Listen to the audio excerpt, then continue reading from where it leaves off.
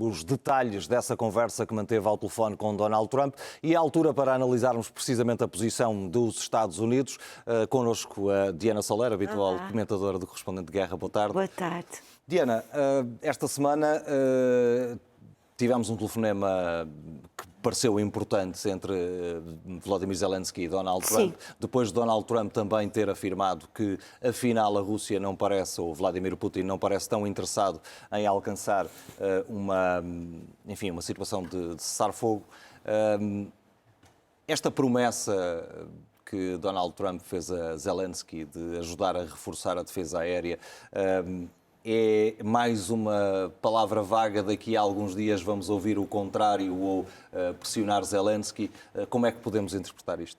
Olá, boa tarde. Eu não sei se isto é propriamente aquilo que nós podemos chamar uma promessa da perspectiva política. Isto é simplesmente repor aquilo que estava prometido, isso sim, contratado com a Ucrânia ainda pela administração Biden. Portanto, Donald Trump não faz mais do que a sua obrigação do que repor aquilo que já tinha sido, no fundo, prometido. Aqui a grande novidade passa, do meu ponto de vista, por esta ideia de que também os Estados Unidos podem produzir conjuntamente com a Ucrânia armamento, nomeadamente este tipo de armamento. Isso sim é novo. E começa a perceber-se, começa a sentir-se, aliás, eu já falei disto várias vezes neste e noutros espaços, que o Ocidente e agora também os Estados Unidos estão a criar na Ucrânia, no país em guerra, uma espécie de mega indústria de criação de armamento, de produção de armamento, que é, no fundo, e isto é que é interessante, a maior garantia de que a Ucrânia não vai poder sair do espaço ocidental. Ou seja, mais importante, se calhar, do que até a entrada da Ucrânia na NATO, que é aquilo que a Ucrânia deseja, porque implica a defesa coletiva, nós podemos estar a criar na Ucrânia um hub de desenvolvimento militar e industrial que mais nenhum país da Europa poderá vir a ser capaz, sozinho, de obter.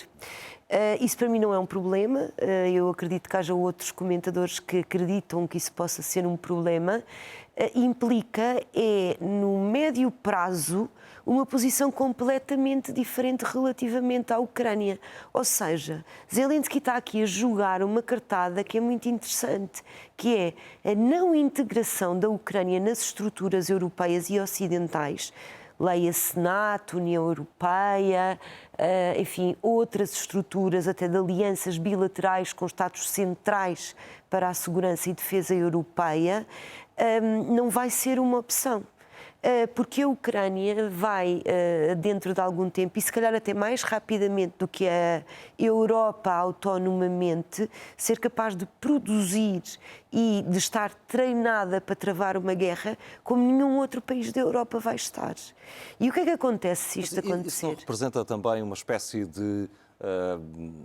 Já se falou disto também no passado, uma espécie de risco também, ou seja, claro temos que uma é um Ucrânia armada, como dizia até um senador norte-americano, armada até aos dentes, com todas as suas capacidades de produção, tecnologia e inovação, como temos visto nesta guerra. Exatamente, eu não a Ucrânia tem sido referi capaz inovação tecnológica, mas estás a fazê-lo muito bem, não é? Não será um risco também, até para a própria Europa, NATO, ter, enfim, um Estado fora destas alianças e que tem essa capacidade? Mas certamente, é evidentemente que é um risco, porque a Rússia nunca vai desistir de tentar cooptar a Ucrânia para o seu lado, quer seja pela força, quer seja através de candidatos fantasma, através de, enfim, esta insistência da Rússia na Ucrânia, que começou por ser uma insistência que não tinha propriamente a ver com a segurança, tinha a ver com uma vontade imperialista de integrar a Ucrânia, o povo ucraniano, que no fundo é o povo irmão da Rússia, ou é um povo menor,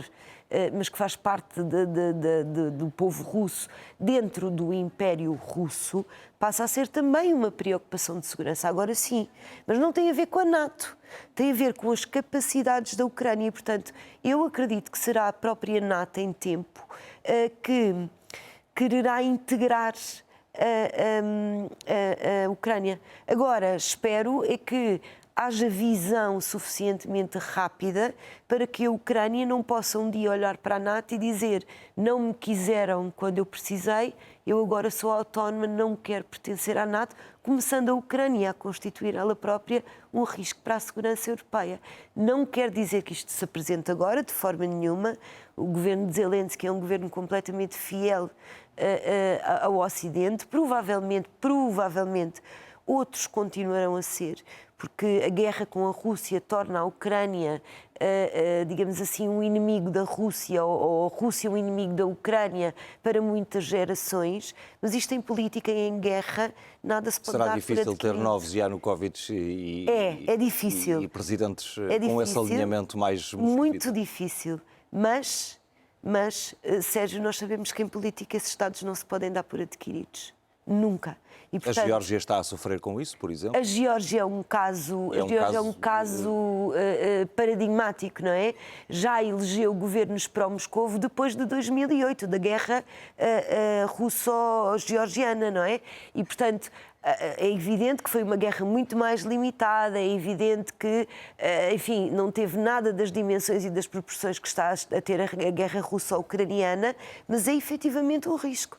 É efetivamente um risco e, portanto, eu diria que a NATO e que a União Europeia têm que começar a pensar, aliás, não é a primeira vez que eu digo isto, mas devem começar a pensar nas coisas também desta perspectiva. E olhando ainda para a posição norte-americana e para aquilo que Donald Trump tem dito nos últimos dias relativamente a Putin, será que se rompeu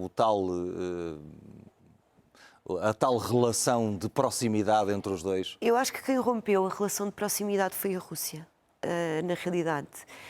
Nós estamos sempre muito mais atentos àquilo que a administração Trump tem feito, mas a Rússia continua a ser um ator muito importante, como é evidente, em toda esta situação.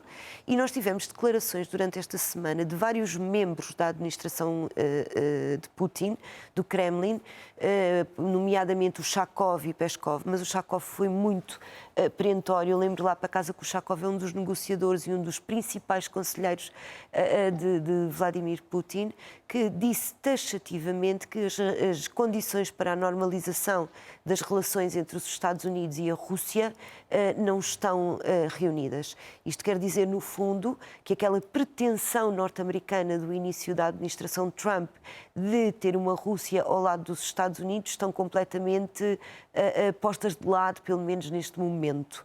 Agora, resta-nos saber de que forma é que Donald Trump vai, no fundo, encarar esta recusa russa de ter relações normais com os Estados Unidos da América depois dos Estados Unidos lhes terem estendido a mão. Aliás, isto é história antiga. Isto aconteceu com a administração Biden, no início da administração, com a administração Obama, nos dois inícios das administrações Obama, aconteceu com a administração Trump no primeiro mandato. Portanto, há sempre uma tentativa de cooptar a Rússia para o lado do Ocidente e essa tentativa falha sempre, por maioria de razão.